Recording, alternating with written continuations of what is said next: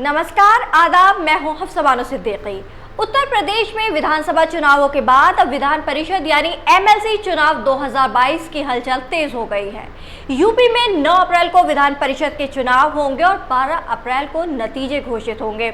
विधानसभा और विधान परिषद चुनावों में क्या अंतर होता है, इन दोनों सदनों के सदस्यों को क्या कहकर बुलाया जाता है, एमएलए और एमएलसी में क्या फर्क है, दोनों का कार्यकाल कितना होता है, दोनों पर क्या जिम्मेदारियां होती हैं, ये तमाम प्रश्न हमारे जहन में तब आते हैं जब हम विधान परिषद के चुनावों के बारे में पढ़ते हैं। इन दोनों के बीच को फर्क को समझने के लिए आखिर आपको समझाने का प्रयास करते हैं। दोनों के बीच का बुनियादी अंतर समझिए।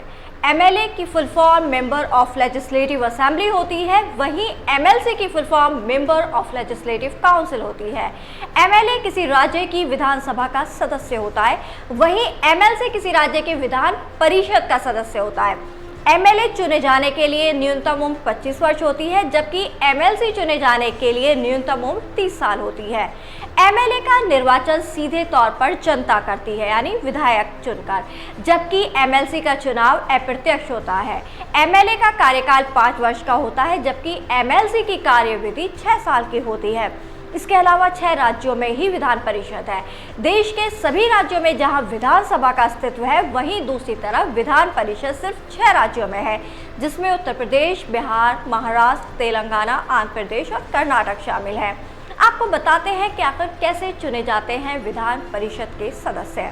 विधान परिषद के सदस्य का कार्यकाल 6 साल के लिए होता है, चुनाव लड़ने के लिए जिसकी न्यूनतम उम्र 30 साल होनी चाहिए।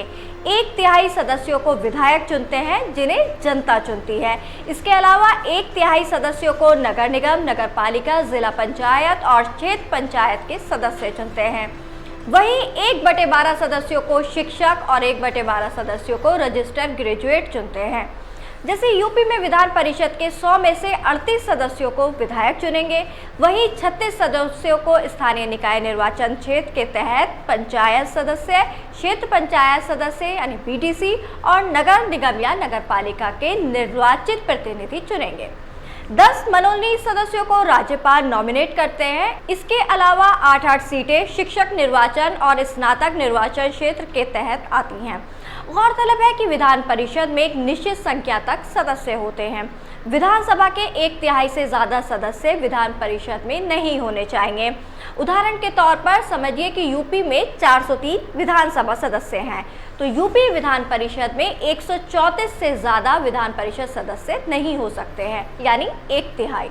इसके अलावा विधान परिषद में कम से कम 40 सदस्य होना जरूरी है। हालांकि एमएलसी का दर्जा विधायक के ही बराबर होता है। इसके अलावा उच्च सदन में जिसका दम रहेगा, ये निचले सदन यानी विधानसभा में पार्टियों के दमखम पर भी निर्भर करता है। आमतौर पर यह चुनाव सत्ता का ही माना जाता है। अभी तक के रिकॉर्ड तो यही बयां करते हैं।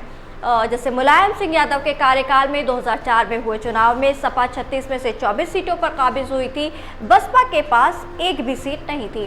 वहीं 2010 में जब इन सीटों पर चुनाव हुए तो बसपा सत्ता में थी। उसने 36 में से 34 सीटें जीतकर लगभग क्लीन स्वीप कर लिया था। इसके बाद फरवरी-मार्च 2016 में अखिलेश यादव के सीएम रहते हुए चुनाव तो सपा 31 सीटें जीत गई। इसमें 8 सीटों पर निर्विरोध जीत भी शामिल थी, जबकि पहले सपा केवल 1 सीट जीती थी। आशा करते हैं कि आपको अभी अंतर समझ आ गया होगा कि आखिर विधान परिषद और विधानसभा में क्या डिफरेंस होता है। आपको हमारी वीडियो कैसी लगी कमेंट बॉक्स में लिखकर जरूर बताएं। वीडियो को लाइक और शेयर करना ना भूलें और चैनल को सब्सक्राइब करें।